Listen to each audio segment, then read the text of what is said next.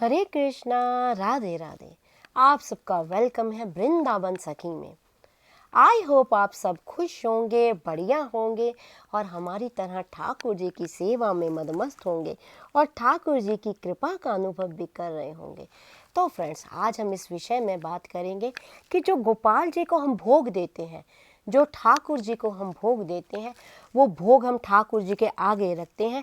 वो भोग हमें कितनी देर तक ठाकुर जी के आगे रखना चाहिए, कितने समय के लिए गोपाल जी के आगे रखना चाहिए कि गोपाल जी इसको खा लें तो हम भोग को उठा लें। तो आज हम इसी विषय में बात करेंगे। आपको पता है, मैं रोज नए नए विषय लेके गोपाल जी के आपके सामने आती हूँ और आपके प्रश्नों का ही उत्तर मैं देने का प्रयास करती हूँ, क्योंकि आप लोगों के काफ़ी क्वेश्चन, काफ़ी क्वेरी आती है कि दीदी भोग कैसे लगाएं, भोग किस घी में लगाएं, भोग को लगाने का तरीका क्या है, भोग कैसे बनाएं।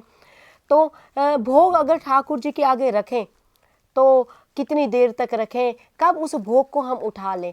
तो देखिए, ठाकुर जी के लिए जब हम भोग तैयार करते हैं तो मैंने आपको पहले भोग के ऊपर मैंने काफ़ी वीडियो बनाए हुए हैं, आप जाके मेरे चैनल के ऊपर देख सकते हैं कि भोग किस प्रकार बनाना चाहिए, भोग को बनाने का तरीका क्या है।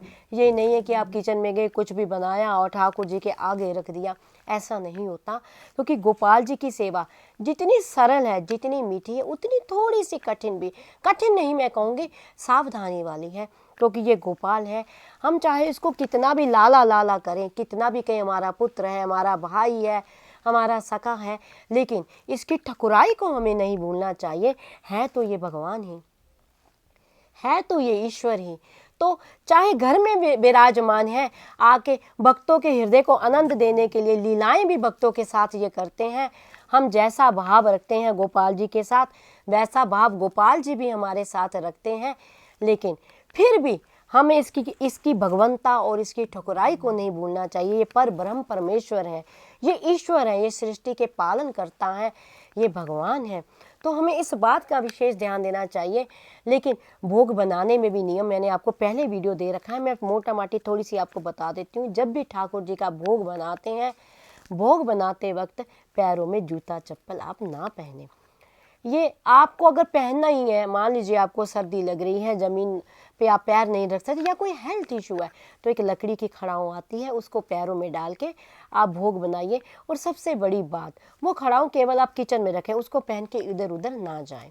और दूसरी बात, भोग बनाते हुए कभी भी आप बोले नहीं, क्योंकि मैंने पहले भी आपको बताया है, क्योंकि हमारे मुख से कुछ सूक्ष्म कण जब हम बोलते हैं निकल के गिरते हैं तो वो भोग में गिरते हैं, तो भोग अशुद्ध होता है। और तीसरी बात, जब भी भोग बनाएं भाप से बनाएं, और प्याज लहसुन का प्रयोग तो करना ही नहीं है, आपको पता है। हाँ, अब प्रश्न ये उठता है कि भोग हमने बना दिया और ठाकुर जी को हमने दे दिया। भोग के बर्तन भी, जो ठाकुर जी के बर्तन होते हैं वो अलग होने चाहिए। अपने बर्तनों में कभी भी गोपाल जी को आप भोग ना दें।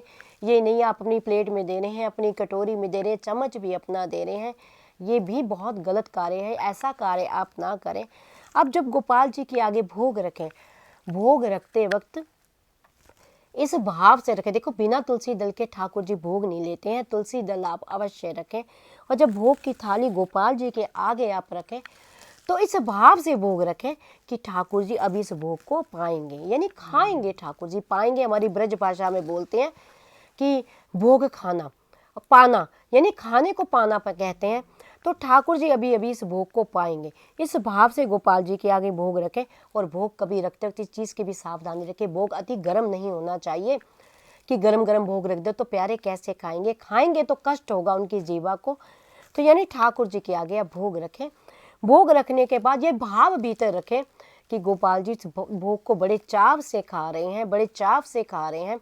और ये भी नहीं, मैंने कई बहनों को देखा कि भोग रखती हैं और भोग रखे 2 मिनट या 5 मिनट नहीं होते हैं, इतने में बच्चा बोलता है मम्मी मम्मी मुझे स्कूल जाना है, जाओ गोपाल जी के आगे जो प्लेट रखी है वो खा लो। या हस्बैंड को जाना है, नौकरी में जाना है, क्योंकि मैंने ठाकुर जी को अभी दिया है वो आप खा लो। तो ऐसा कार्य ना करें, क्योंकि जब आप ठाकुर जी के आगे भोग लगाते हैं, बड़े भाव से लगाते हैं, तो यकीन मानिए ठाकुर जी भी उसको बड़े भाव और बड़े चाव से खाते हैं। और ठाकुर जी खा रहे हैं, खाना शुरू कर रहे हैं, आपने थाली आगे से छीन ली। तो ऐसा कार्य ना करें। जब भी ठाकुर जी को भोग दें, ठाकुर जी को कहें ठाकुर जी आप आराम से, इत्मीनान से, बड़े प्रेम से इस भोग को पाएं और इंतजार कीजिए। और भीतर भजन गाइए कि ठाकुर जी भोग पा रहे हैं, ठाकुर जी। और आप यकीन मानिए जब ठाकुर जी खा लेंगे आपके भीतर अपने आप एक आवाज़ आएगी कि हाँ ठाकुर जी ने भोग पा लिया। और भोग उठाने का भी नियम होता है, ये नहीं कि थाली उठाई और भोग उठा लिया। जब भी ठाकुर जी के आगे भोग उठाने के लिए जाएं तो ताली दें, यानी गोपाल को पता लग जाए कि आप आ रहे हैं भोग उठाने के लिए। तो ठाकुर जी पा लेंगे फिर भोग को, यानी इसी टाइम दिया उसी टाइम नहीं, कम से कम 15 मिनट तो आप गोपाल जी के आगे भोग को रखें, क्योंकि जब हम भी भोजन करते हैं तो 10-15 मिनट हमें भी भोजन करने में लग जाते हैं। तो ये नहीं भोग रखा और उठाया, ये कारण भाई एक फॉर्मेलिटी ना हो कि हाँ गोपाल जी को दे दिया और हमने उठा लिया। तो ये भावना रखें और वो देखें कि आप वो प्रसादी स्वरूप भोग है, फिर उस भोग को आप ग्रहण करें, उस भोग को फिर आप पाएं। तो इस प्रकार ठाकुर जी के आगे जब भी भोग रखें इसी भाव से रखें कि गोपाल मेरे बड़े चाव से खाएंगे, मेरे गोपाल को ये भोग अति प्रिय है और मेरे गोपाल इसको बहुत प्रेम से बड़े चाव से इसको ग्रहण करेंगे। तो इसी प्रकार गोपाल के आगे भोग रखें तो 10-15 मिनट का आप इंतजार कीजिए, सोचिए कि मेरे और भीतर आप चिंतन कीजिए, उस दृश्य को देखने का प्रयास कीजिए कि मैंने गोपाल के आगे भोग रखा है, आनंद कंद भगवान मेरे ठाकुर उस भोग को बड़े चाव से मुख में धर रहे हैं, बड़े चाव से प्यारे खा रहे हैं। और भोग के साथ एक पानी का गिलास या पानी की मटकी जो भी आप सेवा में रखती होंगे वो जरूर रखें, क्योंकि ठाकुर जी को खाते खाते प्यास लगेगी तो फिर आप पानी नहीं रखेंगी तो वो भी गलत है। पानी रखें, भोग रखें और 15 मिनट इंतजार करें कि ठाकुर जी इस भोग को आनंद से खा लें, फिर ताली दे के फिर गोपाल जी के आगे भोग उठाएं, कहें ठाकुर जी आपने पा लिया तो इस प्रसादी को हम उठा रहे हैं, तो इस भाव से भोग उठाएं। तो आई होप आपको पता लग गया होगा कि गोपाल जी के आगे भोग किस तरह रखना है, कितनी देर रखना है और किस भाव से रखना है। देखिए ये सारी बातें कहने कहाने की नहीं है, ये बातें भाव की हैं, ये बातें प्रेम की है, ये किसी को सिखाए से सीखने वाली बात नहीं है, ये तो अंदर की बात है, अंतकरण की बात है। ये भाव आपके भीतर आपके गोपाल ही जगाते हैं। जब आप गोपाल को अपने फैमिली का एक मेंबर समझेंगे ना, जब आप गोपाल को अपना मानेंगे कि मेरा गोपाल, जब आप ये अधिकार रखेंगे तो ये भाव आपके भीतर अपने आप धीरे धीरे धीरे धीरे आने लग जाएंगे। अपने आप आपको पता लग जाएगा कि मेरे गोपाल का पेट भर गया है या मेरे गोपाल को भूख लगी है। अब एक माँ होती है, उसको पता होता है उसके बच्चे को क्या चाहिए, उसके बच्चे को भूख लगी है या उसके बच्चे का पेट भरा है या नहीं। बच्चा चाहे बोल भी ना पाता हो लेकिन माँ को सब पता होता है मेरे बच्चे का पेट भर गया है या मेरे बच्चे का पेट नहीं भरा, या इस समय उसको क्या चाहिए। क्यों, ये भीतर का विषय है, कोई सिखाता नहीं, ये बात कोई सिखाने नहीं आता, ये अपने आप अंदर से पता लगती है। वही बात ठाकुर जी के साथ है, ये प्रेम का विषय है, ये भाव का विषय है। जब आपके तार ठाकुर जी के साथ जुड़ जाएंगे तो आपको भीतर से अपने आप ही पता लग जाएगा कि आज मेरे गोपाल जी को भोग पसंद आया कि नहीं आया, ठाकुर जी ने चाप से खाया कि नहीं खाया, ठाकुर जी का पेट भरा कि नहीं भरा। तो आई होप आपको पता लग गया होगा कि गोपाल जी के आगे जो भोग रखना है किस तरह रखना है और कितनी देर रखना है।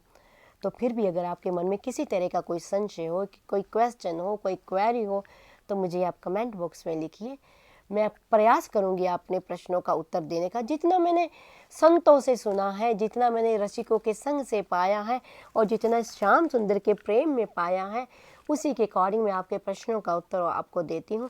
अगर आपको ये वीडियो अच्छा लगा हो तो इस वीडियो को लाइक करना, शेयर करना, सब्सक्राइब करना ना भूलें। हरे कृष्णा, राधे राधे।